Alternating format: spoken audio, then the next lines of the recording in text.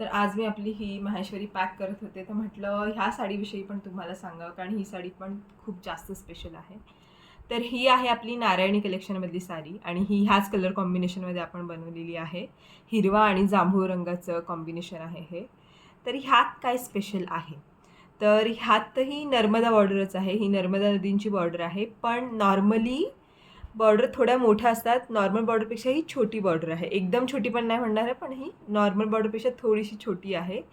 आणि ह्यावरती फक्त ह्या साडीवरती असं म्हणेन मी, कारण की तुम्ही नॉर्मली माहेश्वरी पाहिल्या असतील ज्याच्यावरती एकतर चांदीची जर असते पूर्ण साडीवरती किंवा सोन्याची जर असते, पण ह्या साडीवरती चांदीची जर पण आहे आणि सोन्याची जर पण आहे.